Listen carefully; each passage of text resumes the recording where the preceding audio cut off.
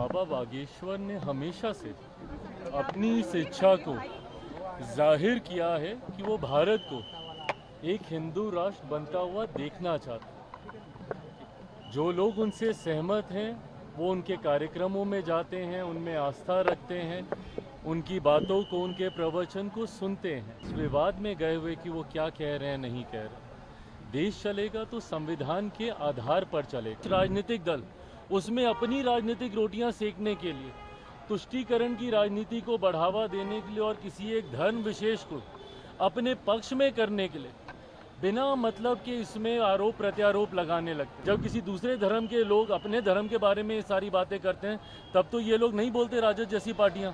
क्यों? क्योंकि उस वक्त इनको तुष्टीकरण करना होता है। हकीकत ये है कि देश में एक बड़ा राजनीतिक दल और खासतौर पे विपक्षी दलों का एक समुदाय अब ऐसा बन गया है जिनके लिए भारत में सेक्युलरिज्म का मतलब एक धर्म विशेष का तुष्टीकरण करना।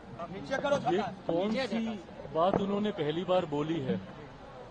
बाबा बागेश्वर ने हमेशा से अपनी इस इच्छा को जाहिर किया है कि वो भारत को एक हिंदू राष्ट्र बनता हुआ देखना चाहते। जो लोग उनसे सहमत हैं वो उनके कार्यक्रमों में जाते हैं, उनमें आस्था रखते हैं, उनकी बातों को, उनके प्रवचन को सुनते हैं। और एक बहुत बड़ी देश की आबादी है जो उनकी बातों से सहमत होती है। बहरहाल बिना इस विवाद में गए हुए कि वो क्या कह रहे हैं, नहीं कह रहे। देश चलेगा तो संविधान के आधार पर चलेगा। और जो राजनीतिक दल, हर धर्म गुरु की इच्छा होती है कि देश उनके धर्म के आधार पर चले। ऐसे में वो अपनी इच्छा को रखते हैं, उनके अनुयायी उनकी बातों को सुनते, मानते, समझते हैं। ऐसे में मैंने पहले भी इस बात को कहा है कि किसी भी राजनीतिक दल को इसमें हस्तक्षेप करने का कोई मतलब ही नहीं है।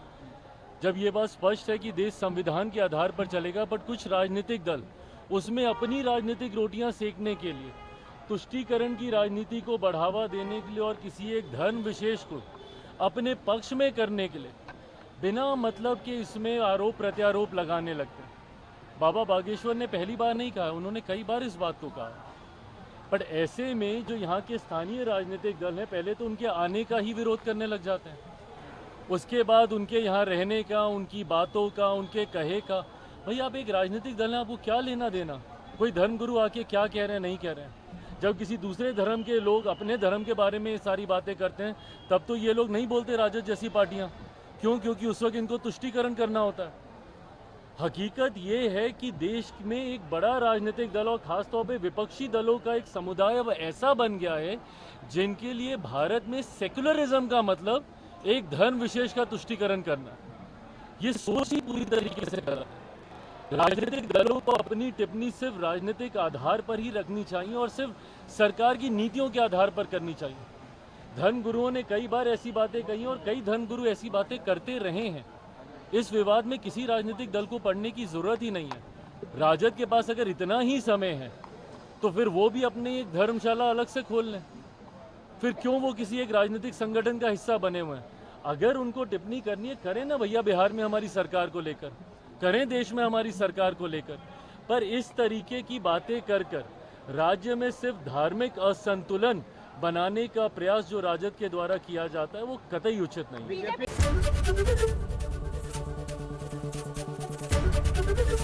एबीपी गंगा, खबर आपकी, जुबान आपकी।